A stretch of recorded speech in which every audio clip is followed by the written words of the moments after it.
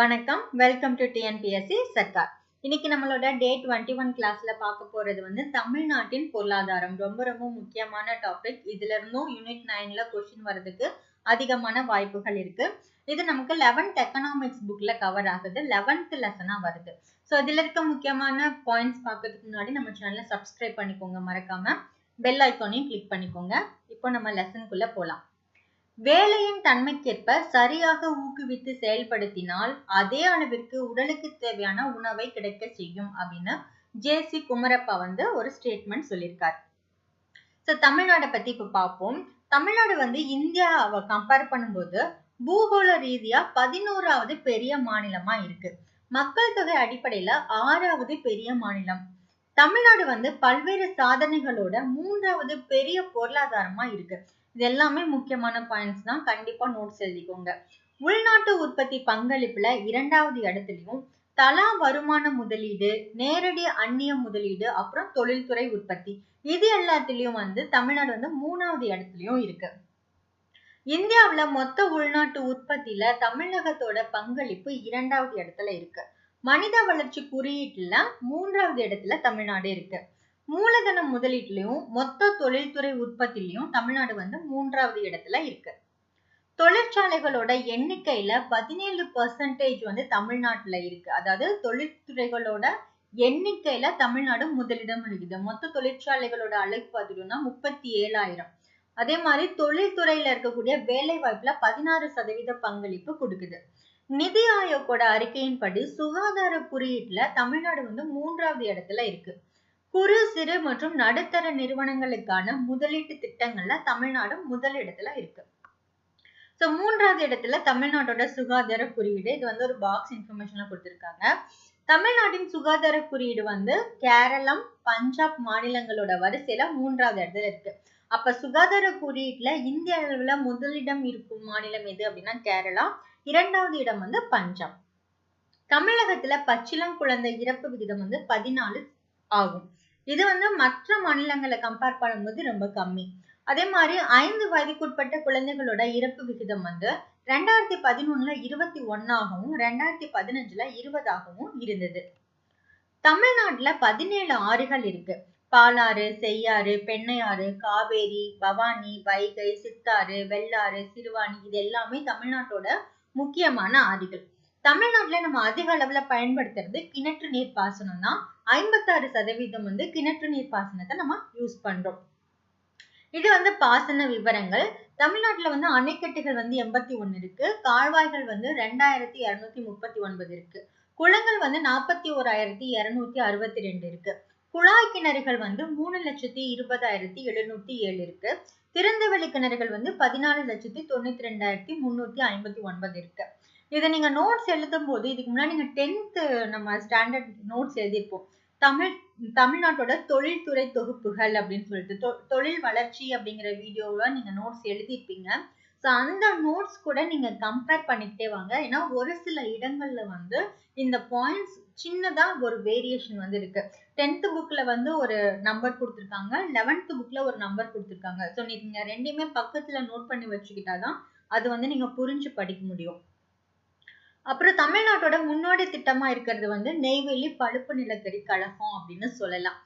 நிறைய சுரங்கம் சார்ந்த தொழில்கள் வந்து தமிழ்நாட்டுல இருக்கு. அதுல பாத்துட்டோம்னா இப்ப சேலத்துல வந்து மாங்கனீசு சுரங்கம் இருக்கு. ஏற்காட்டுல பாக்சைட் சுரங்கம் இருக்கு. கஞ்சமலையில இரும்பு தாது சுரங்கம் இருக்கு. அதே மாதிரி மாலிப்டினம் அப்படிங்கிற ஒரு ரசாயன தாது வந்து இந்தியாவிலேயே மதுரை மாவட்டத்துல இருக்கக்கூடிய கரடிக்குட்டம் அப்படிங்கிற ஊர்ல மட்டும்தான் கிடைக்குது.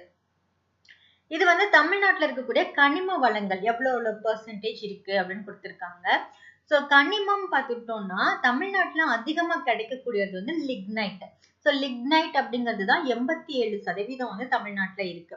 அதை தவிர வெர்மிகுலைட் வந்து 66%, கார்னெட் வந்து 42%, ஜேர்கான் வந்து 38%, கிராஃபைட் கனிமம் வந்து 33% இருக்கு. லெமனைட் வந்து 28%, ரூட்டைல் வந்து 27%, மோனோசைட் வந்து 25%, மேக்னசைட் வந்து 17% தமிழ்நாட்டுல இருக்கு. 2011 மக்கள் தொகை கணக்கெடுப்பின்படி இந்தியாவுல 121 கோடி மக்கள்ல வந்துட்டு தமிழ்நாட்டுல 7.21 கோடி மக்கள் வந்து இருக்காங்க. சோ தமிழ்நாடு வந்து மக்கள் தொகையில இந்தியாவை பொறுத்த வரைக்கும் 6வது இடத்துல இருக்கு.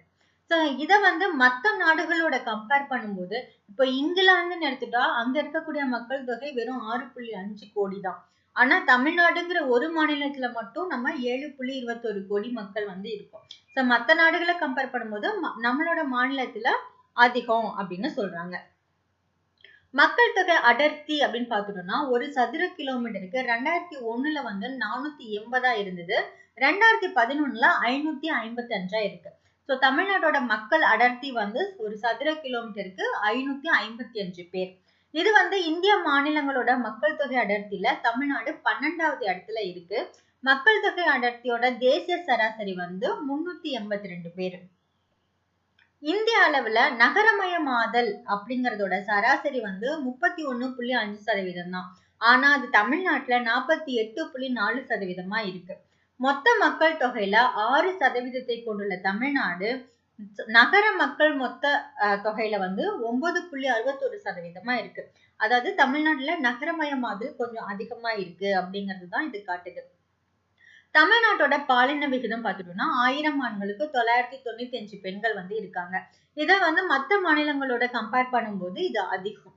சோ பாலின விகிதத்துல வந்து கேரளா வந்து ஃபர்ஸ்ட் பிளேஸ்ல இருக்கு. அதாவது மாநிலங்களை பொறுத்த வரைக்கும். அதுக்கப்புறம் புதுச்சேரி யூனியன் பிரதேசம் வந்து அதுக்கு அடுத்தபடியா இருக்கு. தமிழ்நாடு வந்து 3வது இடத்துல இருக்கு.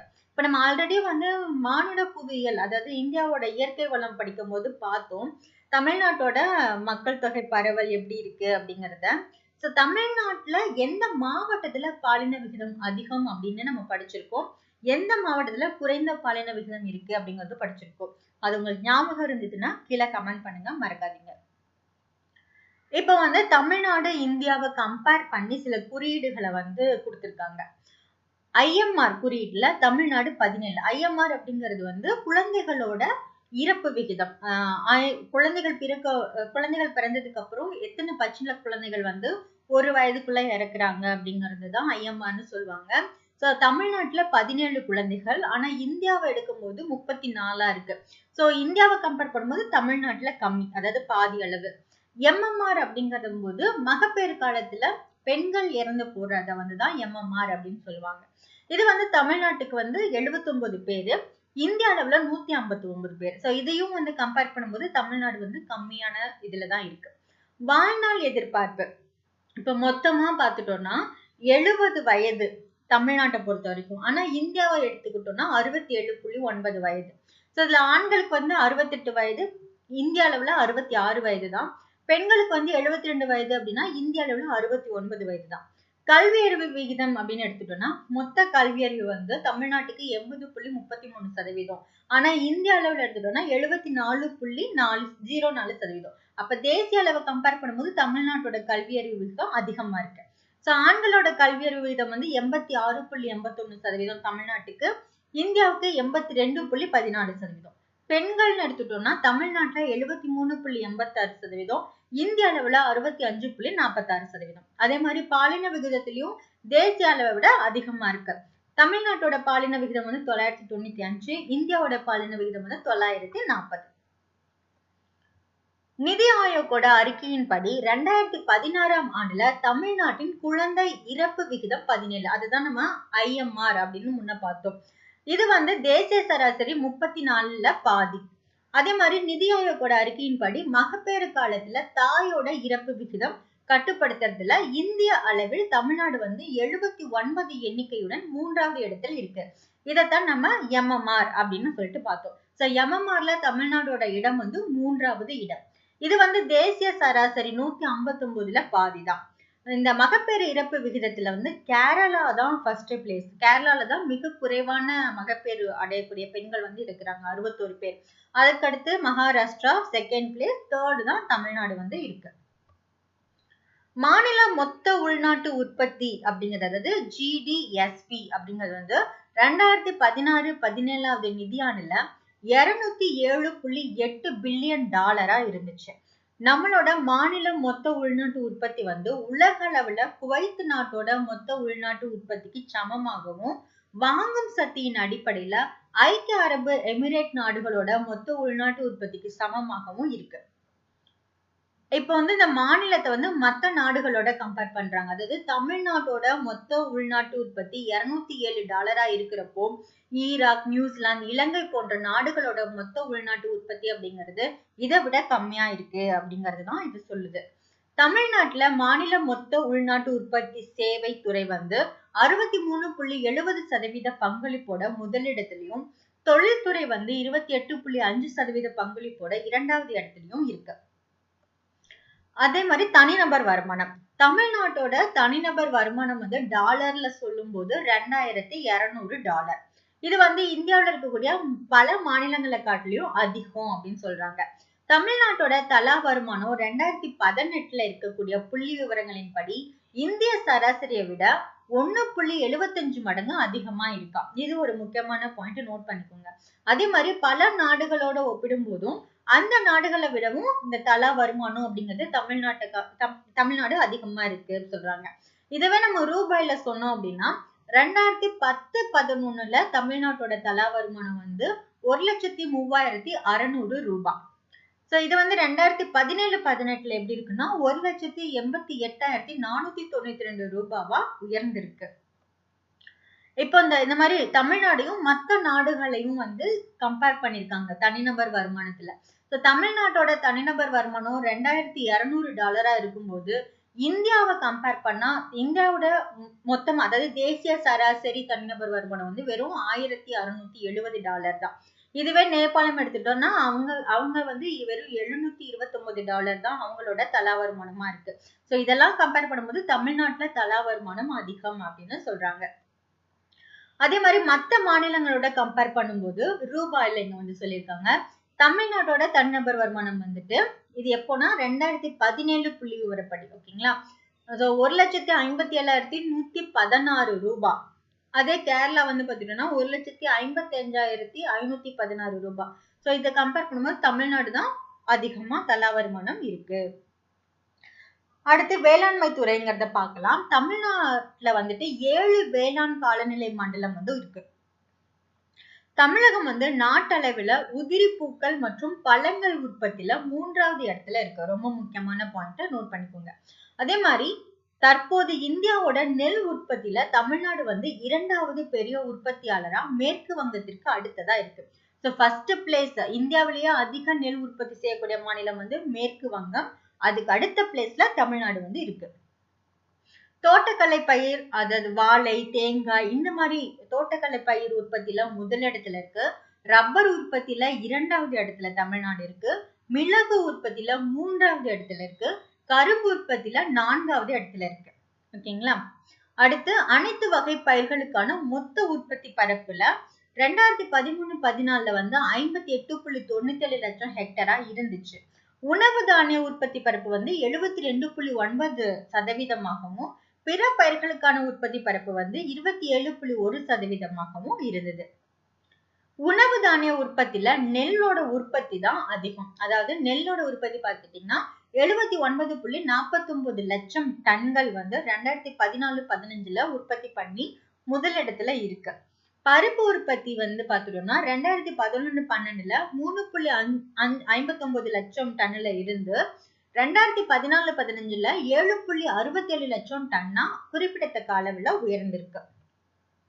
இது தானிய வகையில எந்தெந்த தானியத்துல தமிழ்நாடு உற்பத்தியில முதலிடம் இருக்கு அப்படிங்கிறதுக்கான ஒரு அட்டவணை தான் இது. மக்காச்சோள உற்பத்தியில முதலிடத்துல தமிழ்நாடு இருக்கு. அதே மாதிரி கம்பு உற்பத்தி, கடலை உற்பத்தி, எண்ணெய் வித்துக்கள், பருத்தி, இது எல்லாத்துலயுமே தமிழ்நாடு முதலிடம் தான். தேங்காய் உற்பத்தி, நெல் உற்பத்திலும் தமிழ்நாடு இரண்டாவது இடத்துல இருக்கு. கரும்பு உற்பத்தியில 3வது இடத்துல இருக்கு. சூரியகாந்தி, சோளம் இதுலயும் 3வது இடம். திடமான தானியங்கள் 4வது இடம். மொத்த தானியங்களோட உற்பத்தி கம்பேர் பண்ணும்போது 8வது இடத்துல இருக்கு. இதுல ஒரு விஷயம் நம்ம கவனிக்கணும். இதுல பாத்துட்டீங்கன்னா கரும்பு 3வது இடத்துல தேசிய அளவுல தமிழகத்தோட நிலை அப்படின்னு சொல்லிட்டு 3 அப்படின்னு கொடுத்திருக்காங்க. இதுக்கு முன்னாடி நம்ம ஒரு இது பார்த்தோம் இல்லையா, கரும்பு உற்பத்தியில 4வது இடத்தில் இருக்கு தமிழ்நாடு அப்படின்னு இங்க ஒரு ஸ்டேட்மெண்ட் கொடுத்திருக்காங்க.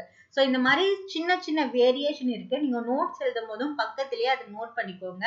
நம்ம வந்து செக் பண்ணிட்டு எது கரெக்ட் அப்படிங்கறத நம்ம டிசைட் பண்ணிக்கலாம். அடுத்து சென்னை வந்து இந்தியாவின் மருத்துவ தலைநகரம் அப்படின்னும் வங்கி தலைநகரம் அப்படின்னும் அழைக்கப்படுது. இது வந்து உலக வங்கி மற்றும் பன்னாட்டு நிதி நிறுவனங்கள்ல இருந்து அதிக அளவுல முதலீடுகளை வந்து ஈர்த்திருக்கு. சென்னை வந்து ஆசியாவின் டெட்ராய்டு அப்படின்னும் அழைக்கப்படுது. இப்ப தொழில்னு பாத்துட்டோம்னா ராணிப்பேட்டையில வந்து தோல் தொழிற்சாலை இருக்கு. அதே மாதிரி ஆம்பூர், வாணியம்பாடி இதுல எல்லாம் வந்து தோல் தொழில் வந்து அதிகமா நடக்குது. சேலத்துல வந்து விசைத்தறி, கைத்தறி, ஜவுளி, எஃகு, மரவள்ளி கிழங்கு இந்த மாதிரி தொழிற்சாலைகள் அதிகமா இருக்கு. சங்ககிரியில வந்து லாரி கால தொகுதி வந்து இருக்கு.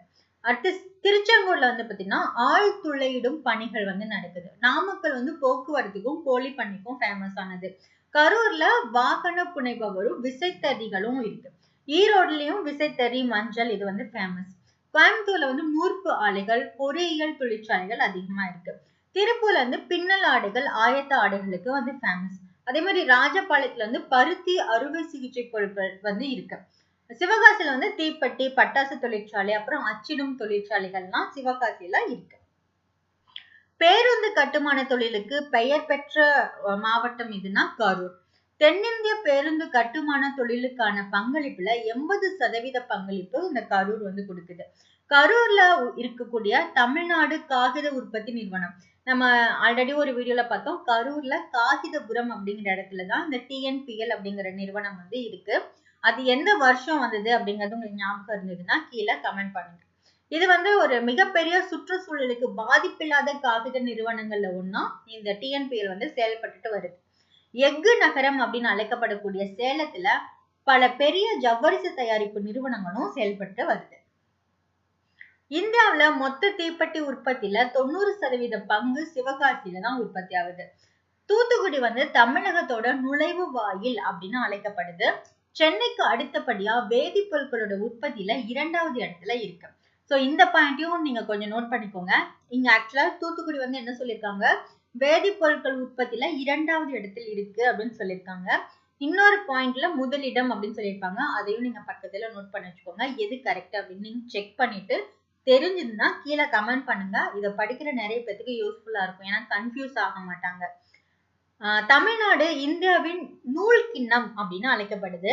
இந்திய அளவில மொத்த உற்பத்தியில 41% நூல் வந்து தமிழ்நாட்டுலதான் உற்பத்தி செய்யப்படுது. பின்னல் ஆடைகள் நகரம் அப்படின்னு திருப்பூர் வந்து அழைக்கப்படுது. இது வந்து 3 பில்லியன் அமெரிக்க டாலர் மதிப்புல பின்னல் ஆடைகளை ஏற்றுமதி செய்யுது. ஈரோடு மாவட்டம் வந்து தென்னிந்தியாவின் மொத்த மற்றும் சில்லறை ஆயத்த ஆடைகளுக்கான முக்கிய ஜவுளி சந்தையா இருக்கு. இந்தியாவோட தோல் பொருட்கள் ஏற்றுமதியில 30%, தோல் பொருட்கள் தயாரிப்புல 70% தமிழ்நாடு கொண்டிருக்கு. ஒவ்வொரு ஆண்டும் பன்னாட்டு தோல் பொருட்கள் கண்காட்சி வந்து சென்னையில நடைபெறுது. ஆசியாவின் டெட்ராய்டு அப்படின்னு அழைக்கப்படக்கூடிய சென்னை வந்து மிகப்பெரிய அளவிலான வாகன உதிரி பாகங்கள் தயாரிப்பதற்கான இடமா இருக்கு. இந்திய அளவுல வாகன மற்றும் வாகன உதிரி பாகங்கள் உற்பத்தியில 28%, லாரிகளுக்கான உற்பத்தியில 19%, பயணியர் கார் மற்றும் இருசக்கர வாகன உற்பத்தியில வந்து 18% தமிழ்நாட்டுல நடக்குது. சிமெண்ட் உற்பத்தியில வந்து தமிழ்நாடு இந்திய அளவுல 3வது இடத்துல இருக்கு. ஃபர்ஸ்ட் பிளேஸ் வந்து ஆந்திர பிரதேசம், 2வது இடம் வந்துட்டு ராஜஸ்தான், 3வது இடத்துல தமிழ்நாடு இருக்கு. இந்த இந்தியாவுல 10 மிகப்பெரிய சிமெண்ட் உற்பத்தி நிறுவனங்கள்ல பாத்துட்டோம்னா தமிழ்நாட்டை சேர்ந்த 2 நிறுவனம், ராம்கோ சிமெண்ட்டும் இந்தியா சிமெண்ட்டும் இந்த 10 மிகப்பெரிய நிறுவனங்கள்ல வரும். மொத்த சிமெண்ட் தொழிற்சாலைகளோட எண்ணிக்கையில 21 அலகுகளோட தமிழ்நாடு 2வது இடத்துலயும், 35 அலகுகளுடன் ஆந்திர பிரதேசம் முதல் இடத்துலயும் இருக்கு. சோ இத வந்து கொஞ்சம் நீங்க நல்லா நோட் பண்ணிக்கோங்க. சிமெண்ட் உற்பத்தியில தமிழ்நாடு வந்து 3வது இடம், சிமெண்ட் தொழிற்சாலைகளோட எண்ணிக்கையில தமிழ்நாடு 2வது இடம். சோ ரெண்டுக்கும் வித்தியாசம் இருக்கு. அது கிளியரா புரிஞ்சு படிங்க. அடுத்து ஜவஹர்லால் நேரு வந்து குட்டி ஜப்பான் அப்படின்னு சிவகாசிய அழைச்சாரு. இந்திய பட்டாசு உற்பத்தியில 80% வந்து சிவகாசியில தான் தயாரிக்கப்படுது. இந்தியாவின் அச்சுத்துறை தீர்வுகள்ல 60% சிவகாசியில இருந்து தான் பெறப்படுது. அது மாதிரி மோட்டார் மற்றும் பம்புகளுக்கான தேவையில 2 பங்கு வழங்குறதுனால கோயம்புத்தூர் வந்து காற்றழுத்த விசைக்குழாய் நகரம் அப்படின்னு அழைக்கப்படுது. பம்ப் சிட்டி அப்படின்னா எதுன்னு கேட்டாங்கன்னா கோயம்புத்தூர் தான். அதே மாதிரி கோயம்புத்தூர் வந்து மாவு அரைப்பான் இயந்திரங்களுக்கான புவிசார் குறியீட்டை பெற்றிருக்கு. தூத்துக்குடி தமிழ்நாட்டின் நுழைவு வாயில் அப்படின்னு அழைக்கப்படுது. மாநிலத்துல வேதிப்பொருள் உற்பத்தியில தூத்துக்குடி முதலிடம் வகிக்குது. இதை சொன்னேன்னா நான் முன்னமே சொன்னேன்னா சென்னைக்கு அடுத்தபடியா தூத்துக்குடி 2வது இடம் சொல்லிட்டு ஒரு பாயிண்ட்ல சொல்லியிருக்காங்க, ஒரு பேரால சொல்லியிருக்காங்க. அதுக்கு கீழே இன்னொரு பேரால வேதிப்பொருள் உற்பத்தியில தூத்துக்குடி முதலிடம் வகிக்குது அப்படின்னு சொல்லியிருக்காங்க. ஸோ இதை நீங்க கிளியரா நோட்ஸ் எழுதும் போது நெட்ல செக் பண்ணிட்டு கரெக்டா முதலிடமா 2வது இடமான்னு பார்த்துட்டு கீழே கமெண்ட் பண்ணுங்க. நிறைய பேருக்கு யூஸ்ஃபுல்லா இருக்கும். இந்தியா வந்து உப்பு உற்பத்தியில 30%, மாநிலத்தோட உப்பு உற்பத்தியில வந்து 70% தூத்துக்குடியில தான் உற்பத்தி ஆகுது. சிறு குறு மற்றும் நடுத்தர நிறுவனங்கள்ல வந்து தமிழ்நாடு 15.07% தேசிய அளவுல முதலிடத்துல இருக்கு. ஸோ இப்ப வந்து அடுத்து மின்துறை அப்படின்னு பார்த்துட்டோம்னா எவ்வளவு மின்சாரம் வந்து தமிழ்நாடு தயாரிக்குது அப்படின்னு சொல்லிட்டு ஒரு லிஸ்ட் கொடுத்திருக்காங்க.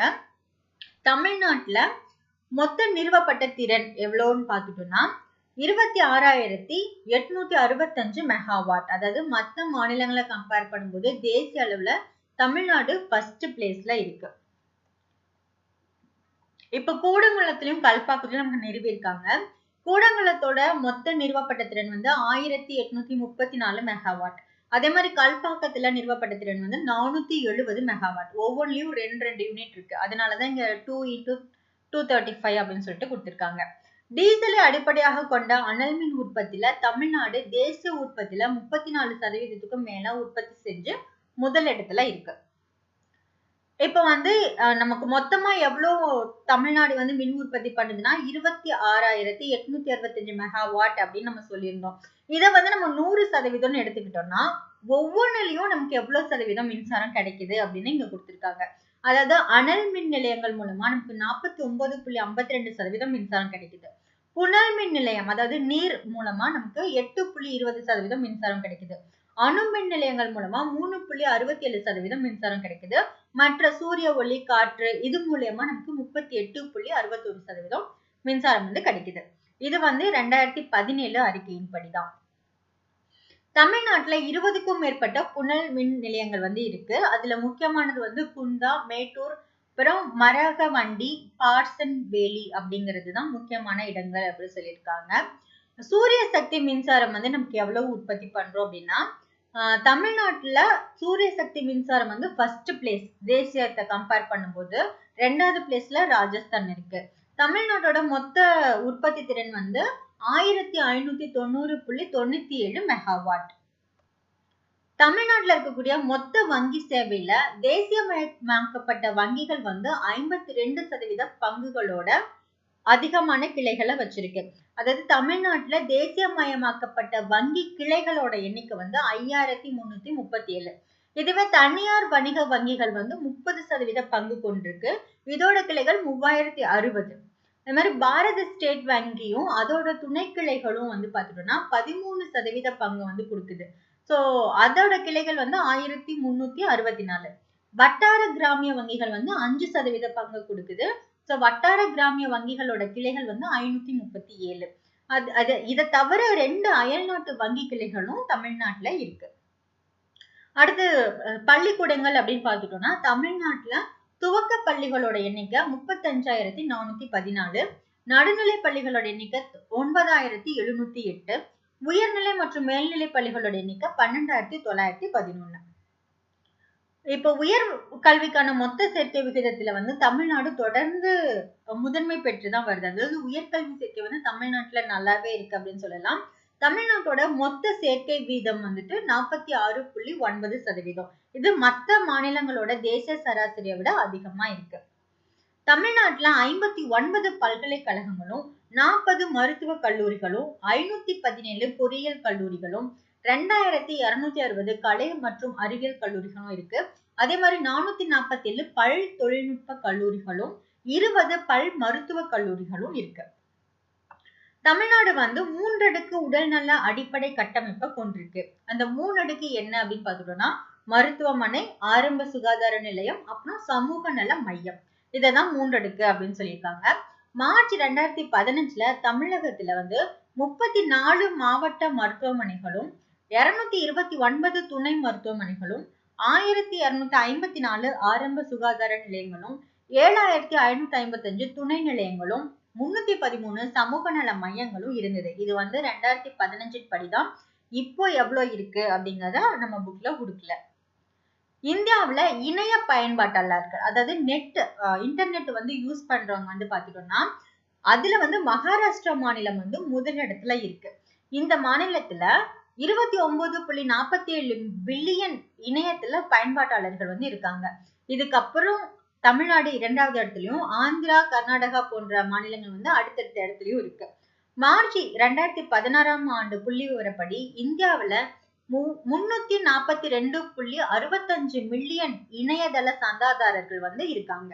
தமிழ்நாட்டுல 28.01 மில்லியன் சந்தாதாரர்களும், அண்டை மாநிலங்களான ஆந்திராவுல 24.87 மில்லியனும், கர்நாடகாவில வந்து 22.63 மில்லியன் சந்தாதாரர்களும் இருக்காங்க. சோ மகாராஷ்டிராவுக்கு அடுத்தபடியா தமிழ்நாடு தான் இணைய பயன்பாட்டாளர்கள் வந்து அதிகமா இருக்காங்க. மாநிலத்துல 28 தேசிய நெடுஞ்சாலைகள் வந்து 5036 கிலோமீட்டர் தொலைவினை இணைக்குது. தங்க நாற்கர திட்டம் முனையமா நமது மாநிலம் வந்து இருக்கு. சென்னையில இருக்க கோயம்பேடு பேருந்து நிலையமும், ஈரோடு மத்திய பேருந்து நிலையமும் நம்ம தமிழ்நாட்டுல இருக்கக்கூடிய மிகப்பெரிய பேருந்து நிலையங்கள். அதாவது தமிழ்நாட்டிலேயே ஃபர்ஸ்ட் பெருசு வந்து கோயம்பேடு, 2வது மிகப்பெரிய பேருந்து நிலையம் வந்து ஈரோடு மத்திய பேருந்து நிலையம் தான். தமிழ்நாட்டோட மொத்த சாலை நீளம் வந்து 1,67,000 கிலோமீட்டர். இதுல 60,628 கிலோமீட்டர் தொலைவு வந்து தேசிய நெடுஞ்சாலை துறையால பராமரிக்கப்படுது. பொது மற்றும் தனியார் ரெண்டும் சேர்ந்து 20% திட்டங்களை செயல்பட்டு வருது. சாலை போக்குவரத்துல நாட்டிலேயே தமிழ்நாடு வந்து 2வது இடத்துல இருக்கு. தமிழ்நாட்டுல இருக்கக்கூடிய மொத்த இருப்பு பாதையோட நீளம் வந்து 6,693 கிலோமீட்டர். இதை நம்ம ஆல்ரெடி வந்து படிச்சிருக்கோம். இதுல 690 ரயில் நிலையங்கள் வந்து அமைஞ்சிருக்கு. அதாவது தெற்கு மண்டலத்துல 690 ரயில் நிலையங்கள் வந்து அமைஞ்சிருக்கு. தெற்கு மண்டலத்தோட கேபிட்டல் என்ன ரயில்வேக்கு அப்படின்னா சென்னை தான். சென்னையில மேம்படுத்தப்பட்ட அதிவிரைவு மெட்ரோ ரயில் போக்குவரத்து தொடங்குவதற்கான முயற்சி வந்து மே 2017 ஆரம்பிக்கப்பட்டுச்சு. தமிழ்நாட்டுல 4 முக்கியமான சர்வதேச விமான நிலையங்கள் இருக்கு. சோ அதுல வந்து சென்னை, கோயம்புத்தூர், மதுரை, திருச்சி, அதுதான் இந்த 4 சர்வதேச விமான நிலையம். இதுல வந்து மும்பை மற்றும் டில்லிக்கு அடுத்தபடியா இந்தியாவுல 3வது பெரிய சர்வதேச விமான நிலையம் வந்து சென்னை தான். சோ ஃபர்ஸ்ட் பெருசு எதுனா மும்பை, அதுக்கப்புறம் டில்லி, அதுக்கப்புறம் சென்னை. அடுத்து துறைமுகம் அப்படின்னு பார்த்துட்டோம்னா சென்னை, எண்ணூர் மற்றும் தூத்துக்குடி இந்த 3மே வந்து தமிழ்நாட்டோட மிகப்பெரிய துறைமுகங்கள். நாகப்பட்டினம் அப்படிங்கிறது நடுத்தர துறைமுகம். அது தவிர 23 சிறிய துறைமுகங்கள் இருக்கு. சோ இதுல ஒரு நோட்ஸ் நான் உங்களுக்கு கொடுக்க வேண்டியிருக்கு. 10th ஸ்டாண்டர்ட்ல தொழில்துறை தொகுப்புகள் நம்ம பார்க்கும்போது தமிழ்நாட்டுல 3 பெரிய துறைமுகங்களும் 15 சிறு துறைமுகங்களும் இருக்கு அப்படின்னு நம்ம படிச்சிருக்கோம். ஸோ 10th வந்து 15 சிறு துறைமுகங்கள்னு கொடுத்துருக்காங்க. இந்த இடத்துல 23 சிறு துறைமுகங்கள் அப்படின்னு சொல்லிட்டு 11th புக்ல வந்து கொடுத்துருக்காங்க. ஸோ அதை ரெண்டுமே நீங்க கம்பேர் பண்ணிட்டு நெட்ல செக் பண்ணிட்டு எது கரெக்ட் அப்படிங்கிறத கீழே மறக்காம கமெண்ட் பண்ணுங்க. இது வந்து தற்போது ஆண்டுதோறும் 73 மில்லியன் மெட்ரிக் டன் சரக்குகளை கையாளக்கூடிய திறன் கொண்டது. அதாவது இந்தியாவில் உள்ள 24%. சிறிய துறைமுகங்களும் தமிழ்நாடு கடல்சார் மையத்தால நிர்வகிக்கப்பட்டு வருது. அதாவது துறைமுகங்கள் எல்லாமே தமிழ்நாடு கடல்சார் மையத்தால நிர்வகிக்கப்பட்டு வருது. சென்னை துறைமுகம் வந்து கண்டெய்னர்களை கையாளக்கூடிய திறன் கொண்ட இந்தியாவின் 2வது முக்கியமான செயற்கை துறைமுகம். அடுத்து சுற்றுலாத்துறை அப்படின்னு பார்த்துட்டோம்னா தமிழ்நாடு அரசோட மேற்பார்வையில இயங்கக்கூடிய தமிழ்நாடு சுற்றுலா மேம்பாட்டுத்துறை வந்து தமிழ்நாட்டோட சுற்றுலாவை மேம்படுத்துது. இந்திய மாநிலங்கள்ல 25 கோடி சுற்றுலா பயணிகளோட தமிழ்நாடு வந்து முதலிடத்துல இருக்கு. தேசிய அளவுல வேலை வாய்ப்பின்மை அளவின் சராசரி வந்து 50. அதாவது 1000 பேருக்கு 50 பேர் வேலை இல்லாம இருக்காங்க இந்தியாவை பொறுத்த வரைக்கும். ஆனா தமிழ்நாட்டுல வந்து 1000 பேருக்கு 42 பேர் வந்து வேலை இல்லாம இருக்காங்க. சோ இது வந்து தேசிய அளவுல வேலை இல்லாம இருக்கிறவங்களை கம்பேர் பண்ணும்போது தமிழ்நாடு வந்து 22வது இடத்துல இருக்கு. சோ இது வந்து ஒரு பாக்ஸ் இன்ஃபர்மேஷன் கடைசியா கொடுத்திருக்காங்க. தமிழ்நாட்டோட மக்கள் தொகை வளர்ச்சி எப்படி இருக்கு அப்படின்னு சொல்லிட்டு. தமிழ்நாட்டோட மொத்த மக்கள் தொகை வந்து 7,21,38,958 பேர். ஆண்கள் வந்து 3,61,58,871 பேர். பெண்கள் வந்து 3,59,08,87 பேர். தோராய பிறப்பு விகிதம் 1000க்கு 15.7. தோராய இறப்பு விகிதம் வந்து 7.4. வளர்ச்சி விகிதம் வந்து 8.3. அதிக மக்கள் தொகையுடைய மாவட்டம் வந்து சென்னை, காஞ்சிபுரம், வேலூர், திருவாரூர். குறைவான மக்கள் தொகை கொண்ட மாவட்டம் வந்து பெரம்பலூர், நீலகிரி, அரியலூர், தேனி. மக்கள் தொகை அடர்த்தி வந்து சதுர கிலோமீட்டருக்கு 555. இது வந்து 2011 படி. மிக அதிக அடர்த்தி கொண்டது வந்து சென்னை. அதுக்கப்புறம் வந்து கன்னியாகுமரி இருக்கு. குறைவான அடர்த்தி கொண்ட மாவட்டம் வந்துட்டு நீலகிரி, அதுக்கடுத்து திருச்சிராப்பள்ளி. பாலின விகிதம் அப்படின்னு எடுத்துக்கிட்டோம்னா 1000 ஆண்களுக்கு 995 பெண்கள் 2011 கணக்கெடுப்பின்படி. அடுத்து அதிக பாலின விகிதம் கொண்ட மாவட்டம் எதுன்னு பார்த்துட்டோம்னா நீலகிரி. நீலகிரியில வந்து 1000 ஆண்களுக்கு 1041 பெண்கள் இருக்காங்க. அது தொடர்ந்து கன்னியாகுமரி, நாகப்பட்டினம். குறைவான பாலின விகிதம் உடைய மாவட்டங்கள் வந்து தேனி. அதுல 900 பெண்கள் தான் இருக்காங்க. தொடர்ந்து தர்மபுரி. குழந்தை பாலின விகிதம், அதாவது 0ல இருந்து 6 வயதுக்குட்பட்ட குழந்தை பாலின விகிதம் வந்து 946 பெண் குழந்தைகள் 2011 கணக்கெடுப்பின்படி. நமக்கு 2001 தேவையில்லை, கேட்க மாட்டாங்க. இருந்தாலும் நீங்க இது வந்து நோட் பண்ணிக்கிறதா நோட் பண்ணிக்கோங்க. அதிக குழந்தை பாலின விகிதம் கொண்ட மாவட்டம் வந்து நீலகிரி, அப்புறம் கன்னியாகுமரி. குறைவான குழந்தை பாலின விகிதம் கொண்ட மாவட்டம் வந்து கடலூர், அரியலூர். எழுத்தறிவு விகிதம் வந்து, அதாவது தமிழ்நாட்டோட எழுத்தறிவு விகிதம் வந்து 80.33%. ஆண்களோட எழுத்தறிவு விகிதம் வந்து 86.81%. பெண்களோட எழுத்தறிவு விகிதம் வந்து 73.86%. அதிக எழுத்தறிவு விகிதம் கொண்ட மாவட்டம் வந்து கன்னியாகுமரி. அதுல 92.14%. அதிக, இது வந்து இங்க தப்பா கொடுத்திருக்காங்க. குறைந்த எழுத்தறிவு கொண்ட மாவட்டம் வந்து தர்மபுரி 64.71%. அதை தொடர்ந்து அரியலூர் இருக்கு. சோ இவ்வளவுதான் தமிழ்நாட்டோட பொருளாதாரம். சோ இந்த லெசனை வந்து நம்ம கம்ப்ளீட்டா பார்த்துட்டோம். இதுல எந்தெந்த இடத்துல மிஸ்டேக் இருக்கு அப்படிங்கறத நான் உங்களுக்கு சொல்லிட்டேன். தயவு செஞ்சு அதை கரெக்ட் பண்ணிக்கோங்க. கீழேயும் கரெக்டான ஆன்சரை கமெண்ட் பண்ணிடுங்க. இந்த வீடியோ உங்களுக்கு யூஸ்ஃபுல்லா இருந்தது அப்படின்னா மறக்காம லைக் பண்ணிடுங்க. உங்களோட ஃபீட்பேக்கை மறக்காம கமெண்ட் பண்ணிடுங்க. நெக்ஸ்ட் வீடியோல பார்க்கலாம். தேங்க்யூ.